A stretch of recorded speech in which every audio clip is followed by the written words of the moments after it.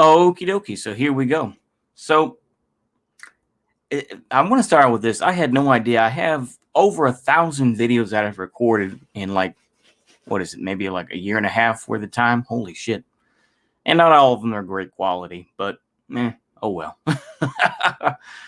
Quality over quantity, I guess, huh? Or quantity over quality, I guess. Oh well. Anywho, I thought about this yesterday because I, for some reason, got the itch to look through books. I think I was watching something. I forget what it was. And I fell into the whole conspiracy. Well, that may not even be a conspiracy. I think that there are truths to it. That, Hitler was a British agent, and the idea that,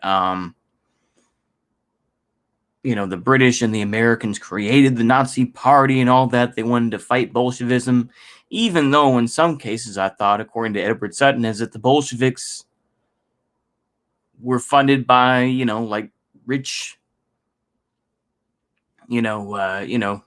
Russian aristocrats and paid for by, like, I'm trying to think of his name now, but, those various, Wall Street folks. That's why Trotsky went to the U.S. and went to New York, right?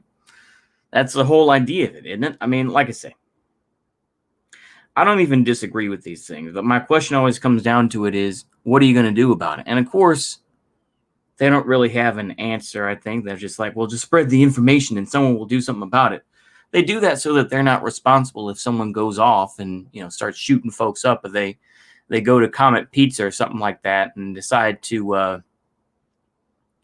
try to go in and shoot folks or whatever, right? But that's just covering their ass. But who does this appeal to?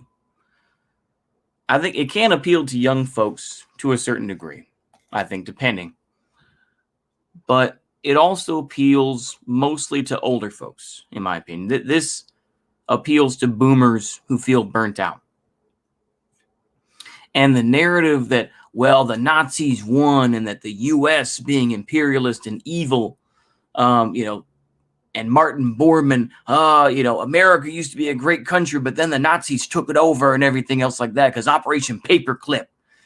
And they get that sort of mindset because, I would argue that boomers, in many ways, are the real doomers. It's like, doomers like me have some sort of glimmer, at least, just a glimmer of thinking that something else will happen in this system. Whereas a boomer, varying age, my dad is a boomer, being born in the 1950s,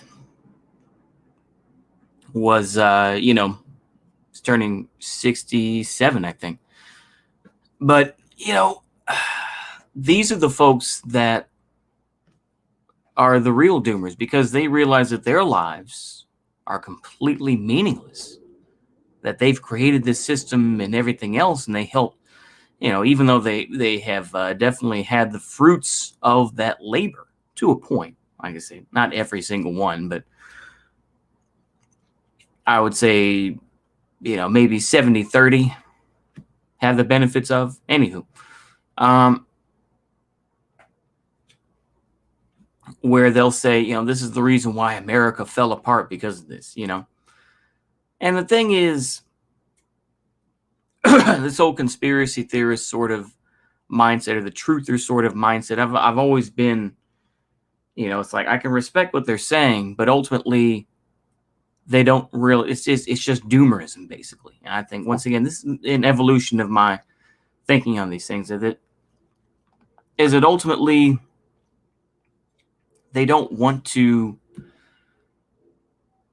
put people in and have them join groups and start families and try to build, these parallel structures and separating themselves from, the larger world and everything else. They don't want to do that, though. They want to just bitch and moan and everything else, right?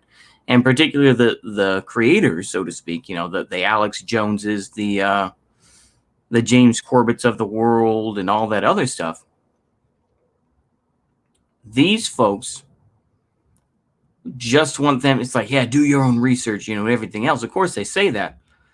But the thing is, though, they also want them to continue to be pay pigs to them. To say, oh, keep in contact with us and whatnot. And who is it for the most part that you see in these comment sections and in the live streams and whatnot? It's boomers. Boomers who will, who feel that they didn't really get what they wanted. Because of that, they fall into this whole thing like, QAnon to a point. I try not to use that term because I just don't care necessarily about QAnon. But, the folks who believe, oh, yeah, well, Hitler was a British agent, or that he was a homosexual, that he was Jewish. I mean, there's so much stuff out there, and of course, they'll say, oh, the Nazis won because of Operation Paperclip. Go ahead. And I can say to a point, yeah, maybe that is true.